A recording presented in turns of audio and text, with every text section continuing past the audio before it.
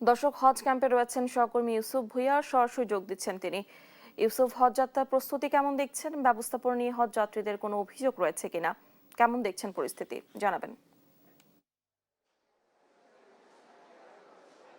মহান আল্লাহর সন্তুষ্টি লাভের উদ্দেশ্যে কিন্তু আজ রাতে বাংলাদেশে যারা হজ যাত্রী রয়েছেন তাদের যাত্রা শুরু হচ্ছে এবং ইতিমধ্যে কিন্তু আশকোনা হজ ক্যাম্পে যারা যাত্রী রয়েছেন তারা কিন্তু ইতিমধ্যে উপস্থিত হতে শুরু করেছেন এবং সকাল থেকেই যাত্রীরা এসেছেন। এবং আপনাদেরকে জানিয়ে রাখি যে যাত্রীদের সঙ্গে যাদের পরিবার রয়েছে, আত্মীয় স্বজন রয়েছে, সবাই সহ কিন্তু আশকোনা হজ ক্যাম্পে এসেছেন এবং আজ রাত 12:30 নাগাদ প্রথম ফ্লাইটের মাধ্যমে হজ যাত্রা শুরু হচ্ছে বাংলাদেশের। এবং আপনাদেরকে একটু দেখানোর চেষ্টা করছি যে আমরা এখন যেখানে রয়েছে আশকোনা হজ ক্যাম্পে, যাত্রীরা এখানে কিন্তু সম্পূর্ণভাবে আশকোনা হজ ক্যাম্পে কিন্তু এখানে ইমিগ্রেশন থেকে শুরু করে চেক ইন পর্যন্ত সব ধরনের কার্যক্রম শেষ করার পর এখান থেকে যাত্রীরা সরাসরি হযরত শাহজালাল আন্তর্জাতিক বিমানবন্দরে যাবে এবং সেখানেই এখান থেকে হজ যাত্রীদের জন্য কিন্তু বাস রেডি রাখা হয়েছে এবং এখান থেকে তারা সরাসরি সেখানে গিয়ে কিন্তু ফ্লাইট করবে, সেখানে কোনো ধরনের কার্যক্রম নেই আর।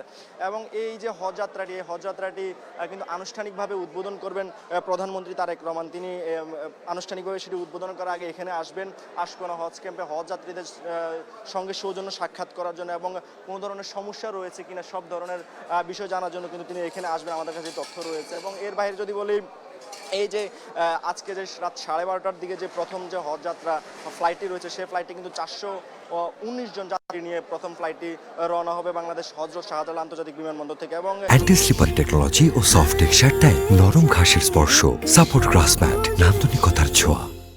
এই কার্যক্রম ধর্ম মন্ত্রণালয়ে যে তথ্য রয়েছে যে প্রথম দিন যে হজ যাত্রা, সেই হজ যাত্রা কিন্তু 14টি ফ্লাইট রয়েছে, তার মধ্যে 6টি বাংলাদেশ, 3টি সাউদি এবং 3টি ফ্লাইং এয়ারলাইন্সের পরিবহন করবে। এবং এর বাহিরে এইবারের যে হজ যাত্রাটি রয়েছে, সেই হজ যাত্রাটি প্রায় 78,500 যাত্রী যাবেন। এবং এর বাহিরেও সরকারি এবং বেসরকারি মাধ্যমের মধ্যে যেমনটি বলছিলেন তারা, যে সরকারি মাধ্যমে 4,500-এর অধিক এবং বেসরকারি যে বিভিন্ন এজেন্সি রয়েছে সেই এজেন্সির মাধ্যমে কিন্তু 73,000, প্রায় 78,000 হজ যাত্রী যারা রয়েছেন তারা কিন্তু যাবেন। এবং আপনি যেমনটি বলছিলেন যে অভিযোগের কথা, এখন পর্যন্ত কিন্তু হজ যাত্রায় যারা যাত্রী রয়েছেন সেই যাত্রীরা কিন্তু এখন পর্যন্ত আমাদের কাছে কোনো অভিযোগ করেনি। তবে এতটুকু বলা চলে যে বেশ কয়েকজন সঙ্গে আমাদের কথা হয়েছে, তারা বলছিলেন যে যদি খরচটি, যে হজের ফ্লাইটের যে খরচটি, সেই খরচটি যদি কমানো হতে পারে তাহলে অনেকে হয়তো পরিবার পরিজন যারা রয়েছে তাদের সঙ্গে